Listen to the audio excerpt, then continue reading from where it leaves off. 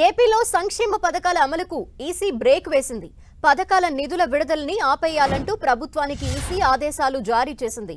తుఫాన్, కరువు బాధిత రైతులకు అందే ఇన్పుట్ సబ్సిడీని కూడా విడుదల చేయకూడదని ఆదేశించింది. మరోవైపు విద్యార్థులకు ఇచ్చే ఫీజు రీయింబర్స్మెంట్ ని కూడా ప్రస్తుతానికి ఆపేయాలంటూ లేఖ విడుదల చేసింది. ప్రతి 3 నెలలకోసారి ప్రభుత్వం ఫీజు రీయింబర్స్మెంట్ విడుదల చేస్తుంది. ఇప్పుడు ఎన్నికల కోడ్ కారణంగా ఫీజు రీయింబర్స్మెంట్ నిధుల విడుదలకు బ్రేక్ పడింది.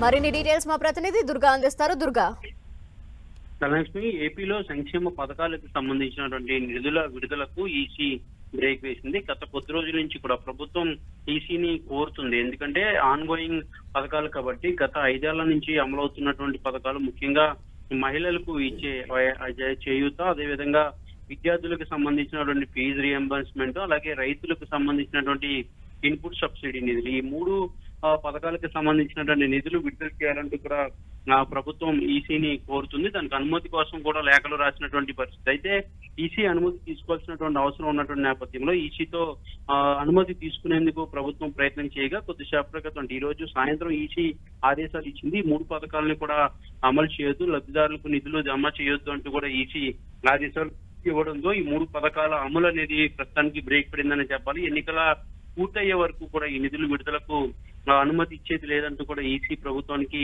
సమాధానం ఇవ్వడంతో పూర్తిగా ఈ పథకాలకు సంబంధించినటువంటి నిధుల విడుదల అనేది పెండింగ్ పడిందని చెప్పొచ్చు. దీంతో మహిళలు, ముఖ్యంగా రైతులకు సంబంధించి, అలాగే విద్యార్థులకు సంబంధించి కాస్త ఇబ్బంది పడుతున్నటువంటి పరిస్థితి కనిపిస్తుంది. గత కొద్ది రోజుల నుంచి కూడా ఈసీ వద్ద పెండింగ్ లో ఉన్నటువంటి ఈ ఇష్యూ ఈ రోజు దాన్ని అనుమతి నిరాకరిస్తూ నిర్ణయం తీసుకోవడంతో ఒకసారిగా ప్రభుత్వ వర్గాలంతా కూడా ఆశ్చర్యానికి గురయ్యాయి. ముఖ్యంగా ఈ పథకాల అమలుకు సంబంధించి గత కొద్ది రోజుల నుంచి కూడా ప్రయత్నం చేస్తున్నాయి. కొద్దిసేపటి క్రితం మచిలీపట్నంలో సీఎం జగన్ కూడా ఈ విషయానికి సంబంధించి స్పందించారు. ప్రభుత్వ పథకాలు అమలు చేయకుండా ఈసీ అడ్డుకుంటుందంటూ కూడా సీఎం జగన్ చేసినటువంటి కామెంట్స్ రాజకీయ పరంగా అడ్డిప్పుగా మారాయని చెప్పొచ్చు. థాంక్యూ దుర్గా.